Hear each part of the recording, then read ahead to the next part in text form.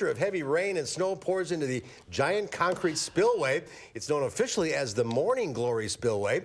It prevents water in a sprawling reservoir in Napa County from spilling over the 300-foot Monticello Dam, which was completed in 1957.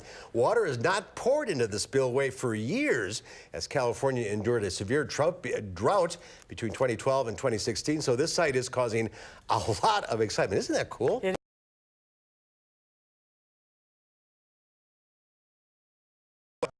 200 feet down and drains into a creek below the dam.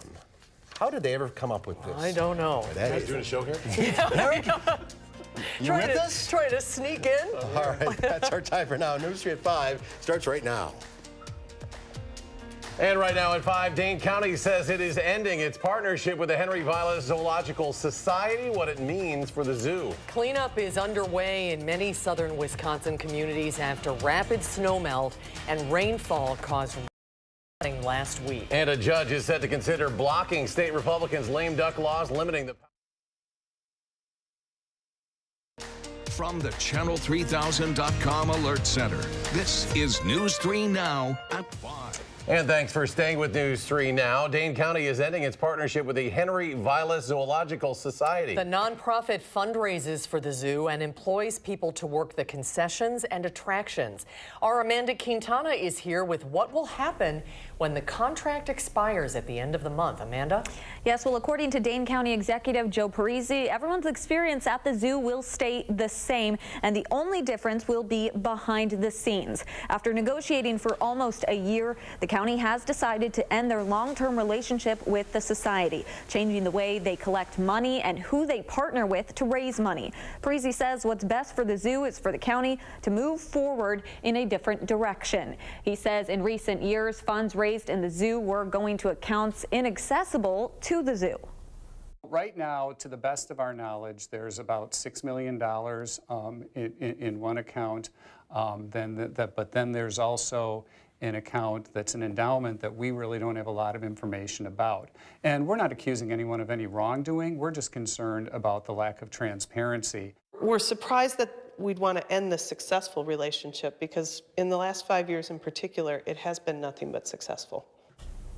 The society has asked Parisi to reconsider, saying the county's zoo director attended meetings where they discussed this endowment fund, and the fund was established to provide a safety net to ensure long-term stability of the zoo. As for the 13 full-time staff members and 63 part-time working on the zoo grounds, the Zoological Society tells us if a contract is not signed by the end of the month, they will have to be let go. At 6, we'll hear from one of those employees who has worked at the zoo for 11 years. His future at the zoo is all up in the air.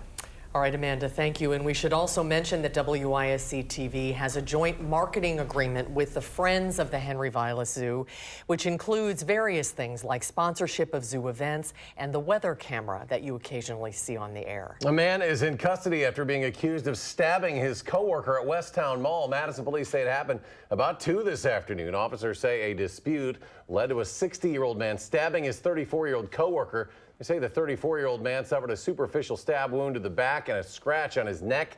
Police say there was a full active threat response by law enforcement. The 60-year-old man is currently in custody. Beloit police say they have 1 man in custody after a homicide in the city last week. Police say 30-year-old Gregory Carter was arrested in Janesville on Wednesday. It happened on Elm Street last Monday. Police say 21-year-old Treron White was found dead at the scene. 25-year-old Devontae Brandenburg and a 15-year-old male were taken to the hospital for gunshot wounds. Police say they are continuing to investigate that shooting. Let's get a check on the weather now. Meteorologist Dana Fulton is out on the weather patio. Nice to see the sun today, Dana. Yes, plenty of sunshine for us today. Really turned out to be a nice afternoon. Temperatures fairly close to average for us throughout southern Wisconsin. That's just where we should be for the middle of March. Now, looking at our Doppler track, we're in for a quiet evening, and things should really stay quiet for us overnight. We'll have a few more clouds building on in, but that's just about it. Right now, it's 44 in Madison. We do have a bit of a breeze coming from the northwest, about 12 miles per hour. So you factor in a little bit of a wind chill. It feels like we're in the upper 30s currently. Again, not too bad outside, but that breeze is going to stay light for us overnight. Still coming from the northwest, but it'll slow down just a little bit as we head into tomorrow morning. Again, 44 in Madison, about 46 in Janesville right now, close to 43 in Mineral Point and in Platteville. We're not really seeing any major cool down for us overnight. We'll be landing right where we should with that breeze still coming from the northwest, looking at the mid-20s for our overnight lows. Over the next few hours, though, if you do have any plans for your Monday evening, plan on a quiet night. Temps will fall close to 30, though, by 10. Again, into the middle 20s as we head into Tuesday morning. This trend of being nice and sunny in the afternoon, it's really going to continue with us for the next few days. Our temperatures are going to warm up as well, but we'll take a closer look at what's ahead for your full work week in just a few minutes. All right, Dana, thank you. After a rapid snowmelt and rainfall caused flooding in Lodi last week, recovery efforts are underway now. Homes and businesses along Spring Creek were hit the hardest by this flooding, leaving owners, many without flood insurance, to pick up the pieces and document it so they can report it to the Columbia County Office of Emergency Management, which is now working on obtaining public assistance to help offset the costs of the damage. Most people aren't insured here, and so we need some funds. We need some relief from this. This hit hard. It came up fast, and our businesses weren't, they weren't prepared for it. The Lodi and Lake Wisconsin Chamber of Commerce is helping an estimated 10 to 12 businesses report damage to the county. The Crawfish River in Columbia County is slowly going down, but people in Columbus are still out of their homes due to flooding. The bridge across Highway 60 in Columbus remains closed today. A nearby resident told News 3 that it could be a week before it reopens because it would need to be inspected. Emergency management officials say one apartment building is still evacuated, affecting around 15 to 20 residents. One of two men who were inside a pet food store after the front door glass was shattered this morning was arrested. Police responded around 1:30 to Mound's Pet Food Warehouse on South Stoughton Road, where they found an alarm going off and the front door glass shattered. The suspects took off. A manager used plywood to cover the damaged door, but 2 hours later, someone had removed the plywood. The manager called police, who saw two men running from the store. One of them, 28-year-old Daryl Howard, was chased down and arrested. The other man got away. Howard was arrested on tentative charges of burglary and resisting arrest. A judge says he cannot rule at this point on a case that challenges laws passed during a lame duck session late last year. The bills strip powers from Governor Evers and Attorney General Josh Kaul. Our Rose Schmidt is live at the Dane County Courthouse to explain what happened in court today. Rose? That's right. Well, Judge Richard Neese says he adjourned the court about an hour ago without making any decision, but he does say he intends to take this case under advisement. The Republican-controlled state legislature is trying to get the case thrown out, and attorneys on both sides deliberated this for about 2 hours today. Liberal groups filed a lawsuit in Dane County Court in January, arguing that state lawmakers convened last year illegally because the time they were scheduled to meet ended 7 months prior to that. But the attorney representing the legislature says by that logic, everything passed ever during a lame duck session would be considered null and void, which would include dozens of laws. It would be a grave violation of the separation of powers, and I dare say perhaps the most consequential decision any court in the state's history has entered, to strike down effectively 3,000 plus pages of statutes. The 1968 amendment does not, as the legislature now contends, give them carte blanche to do whatever they wanted. It does, as we say in our brief and as we cite LRB materials to support, it gave the legislature more flexibility. The lame duck laws require Josh Kaul to get authority from the state legislature before withdrawing from statewide lawsuits, and temporarily takes away Governor Evers' power over the state's job creation agency. Republican legislative leaders have said multiple times that they believe their bills are constitutional. Now, the Wisconsin Elections Commission is also asking to be removed as a defendant from this case, and it's unclear when or if this case will come back here to court, but Judge Neese says he does not intend to sit on this. Back to you. Rose Schmidt reporting live from downtown. Rose, thank you. Foxconn Technology Group says its manufacturing facility in Wisconsin will be producing liquid crystal display screens by the end of 2020, with construction starting later this year. This comes after the electronics manufacturer sent mixed signals officials earlier this year about whether it planned to suspend work in Wisconsin. The Taiwan-based Foxconn in February recommitted to building what is known as a Generation 6 factory, which typically makes display screens for smaller devices like cell phones, tablets, and televisions. The factory will be part of a massive Foxconn campus located near Kenosha. A spokesperson for Governor Tony Evers says as the Foxconn project develops, there will be ongoing conversations to ensure that Wisconsin taxpayers see a good return on their investment. But today's announcement by Foxconn makes it clear that Governor Evers is getting results. State Department of Tourism's new leader says she wants to launch a new marketing campaign to draw visitors to Wisconsin by air. Tourism Secretary Sarah Meany said she wants to use part of the additional $5 million Governor Evers would give the agency in his state budget to market Wisconsin in new geographic areas. She says right now the agency focuses on tourists who are driving to the state from Minneapolis, Chicago, and places like St. Louis. She wants to reach potential tourists in regions with direct flights to Madison or Milwaukee, such as California, Texas, Florida, or Arizona. She says she's not sure what such a campaign might look like, but it would likely include news stories and digital ads. Shopko announced today it will be closing all of its remaining stores. Company officials said despite its best efforts, it was unable to find a buyer. Retail operations will start to wind down this week. Shopko is evaluating strategic options for its optical business. The company says it will not move forward with the auction that it previously contemplated, and Gordon Brothers will oversee a liquidation process that is expected to wrap up in 10 to 12 weeks. The NCAA men's basketball tournament tips off tomorrow, but you'll have to wait a little while to watch Wisconsin in action. The 5th-seeded Badgers will take the court Friday when they face the 12th-seed Oregon Ducks. After not making the 68-team tournament last year, many of the players are getting their first taste of the big dance. I'm excited. I remember watching it like growing up as a kid, dreaming of playing it, so it's good to have an opportunity to do it. Just trying to be a boost like I tried to do at Michigan State. Kind of came in, we were struggling a little bit, so whatever I can do to help, I'll be there. Coach is basically talking, it's 3 tournaments. You got to win your round and then play to the next weekend, so just got to take it one game at a time and go from there. Wisconsin and Oregon tip off Friday afternoon at approximately 3:30. The game will air on TBS. And there's more to come on News 3 Now at 5 up next. 3 people are dead, 5 injured after a shooting on a train in the Netherlands. We'll have the very latest. Plus, the president draws criticism for a tweet about the late Senator John McCain, how his family is responding. And on Wall Street, the Dow starts the week with a 65-point jump. The Nasdaq adds 26. The S&P 500 up 10.5. We'll be right back.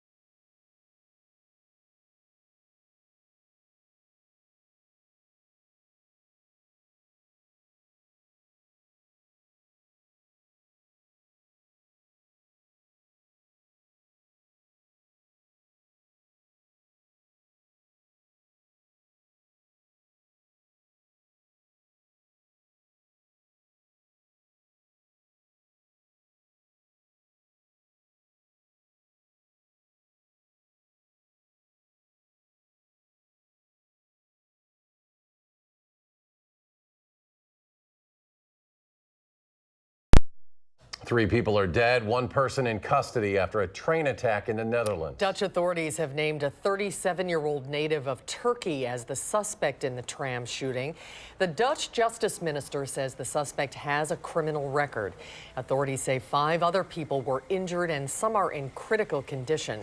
Officials do not know the motive and they are continuing to investigate. A suspected white supremacist has been charged with murder after 2 mass shootings that killed more than 50 people in New Zealand. Authorities say all 5 guns he used, including 2 semi-automatic rifles, were purchased legally. A gun shop owner says the Australian man bought 4 guns from him through a police-verified online mail-order process. In response, New Zealand's Prime Minister says her government will implement stricter gun laws within 10 days. We can bring in effective regulation of firearms that actually target those that we need to target, and that is our focus.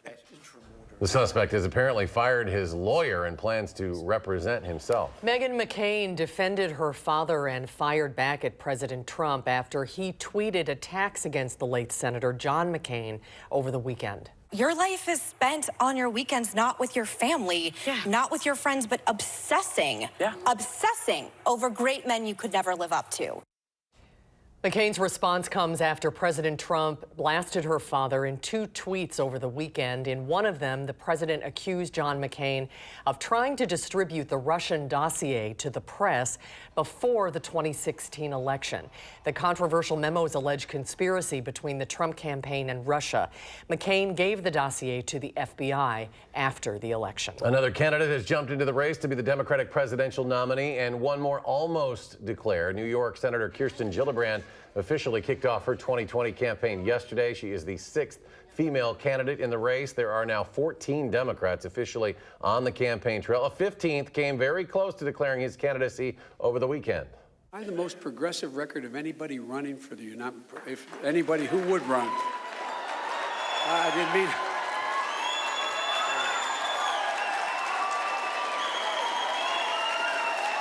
Did anybody who would run. President Trump already eyeing his potential opponents, taking aim at Joe Biden this morning. In a tweet, he wrote, quote, "Joe Biden got tongue-tied over the weekend when he was unable to properly deliver a very simple line about his decision to run for president. Get used to it. Another low IQ individual," end quote. Congress plans to investigate the FAA approval process of the Boeing 737 MAX. Ethiopia's transport minister says early data from the black boxes show a clear similarity to the crash of a Lion Air Boeing 737 MAX 8 in Indonesia last October. Physical evidence found at the crash scene in Africa includes the plane's jack screw. It was set in a dive position, indicating that there may have been an issue with Boeing's automated flight control software. Boeing's pilot training is also being questioned. CBS News has learned U.S. pilots were given initial training of 56 minutes on an iPad about the differences between new Boeing MAX planes and older 737s. Time now for a look at your First Alert weather as we get ready to welcome in spring officially and some sunshine and warmer temps. Dana Fuller. Yes. So we are seeing our temperatures warm on up for us. That's the good news. Today, though, right close to average. 44 our high for this afternoon. That's where we're at right now, and that's where we should be for the afternoon in the mid-40s. Overnight, we were a little cool, dropping to the low 20s early this morning, but still seasonably chilly for us. Our Doppler track is quiet. We are expecting a pretty quiet trend, actually, as we look through the next few days. So what we're looking at right now on our Doppler track, plan on that just continuing for us. We have high pressure off in the plains. It's just ridging on through, sending us a light northwest breeze. It'll stay pretty light for us overnight. We're not talking about too much of a wind chill to start off the morning, to be a little one for us. No major areas of low pressure sliding through for the plains, nor much of the Midwest. It really should be a fairly quiet Tuesday, and even the rest of the week looking pretty okay for us. So overnight, we will be partly cloudy. Heading into Tuesday, plan on a mostly sunny afternoon. By Wednesday morning, we do have the chance for some rain further south and some flurries up to the northern edge of the state, but nothing expected to slide into southern Wisconsin for us. We're going to stay pretty clear in the middle. By Wednesday night, we do have a few more clouds, and then Thursday, Looking all the way towards the end of the week, we do have a mostly sunny sky. Notice that breeze still coming from the west for us for Thursday afternoon. We're expecting a light breeze for much of the week. Windy conditions not in our forecast. Overnight, a few clouds. By tomorrow morning, temperatures will be in the mid-20s for overnight lows, so close to average, a little bit better than where we started off this morning, about 26 for our overnight low in Madison. By tomorrow afternoon, our high temperatures will be in the upper 40s. We start climbing just a few more degrees. We're expecting a light breeze throughout your Tuesday afternoon and sunshine going through the afternoon into the evening. For Wednesday morning, we'll wake up to a few clouds, especially north of Madison. Temperatures will fall to the upper 20s as we head into Wednesday, and then Wednesday afternoon, we may see just a few more clouds for us. Overall temperatures so far this month, I know this weekend we had a few days just below average. A 2-degree drop for us on Saturday, 1 degree for us on Monday. Today, of course, right where we should have been. Our average, though, will be just a little lower as our overnight low was a little bit below the mid-20s. We've only had a few days that we've been quite a bit above average, but we still have to remember that first week, of course, was so cold that our monthly average is still below. We're about 6 degrees below average. Still plenty of time, though, to make that up. And it does look like the trend as we look through our 10-day forecast that our temperatures are going to continue to stay pretty mild for us through the end of the month. So likely we'll be ending March, I'll knock on wood at this point, but it seems like we're going to end it above average. Again, overnight about 26 degrees with a light breeze from the west. It is going to be partly cloudy outside and a little chilly. By tomorrow morning, though, really pleasant. A high of about 48 in Madison under a mostly sunny sky. That breeze coming from the southwest for us about 5 to 10 miles per hour. And then, of course, we get to our first day of spring. By Wednesday, we're looking at our forecast to be close to the 50s for us in the afternoon. It really should be a nice Wednesday, a nice Thursday also. We're close to 50 degrees for afternoon highs. Temperatures will start to climb a little bit for our overnight lows also. By the weekend, we're planning on a high of about 50 for Saturday and into Sunday. Temperatures staying pretty steadily for us for the start of next week also. So we'll take a look at what's going on the roadways currently. Here's the Beltline right at Todd Drive. We are seeing a few brake lights on the Beltline, but no major accidents to report. In fact, no accidents really to report throughout southern Wisconsin. All of those squares that you're noticing right now, those are some areas blocked due to water still on the roadways. Again, the sunshine is going to help us dry up quite a bit. Eastbound on the Beltline, we're seeing those delays really between 151 and John Nolan. Everything east of there seems to be fine, and then from 39 and 90 also looking okay. Up into Sauk County, not noticing any major delays. And then around the Janesville area, things do look okay for us at this time also. So for your drive times from Verona to the Beltline, it'll be about 6 minutes. From Oregon to the Beltline, 8. And then from Springfield to University Avenue, it should be about a 4-minute drive.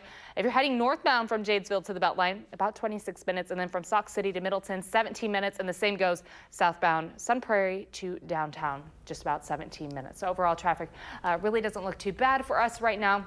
Again, we're seeing those delays eastbound on the Beltline, but westbound all looks okay for us if you're getting ready to hit the road and head on home. All right, good news. Thanks, Dana. Ahead on News 3 Now at 5, how the government plans to eradicate HIV in the United States. Details after a short break.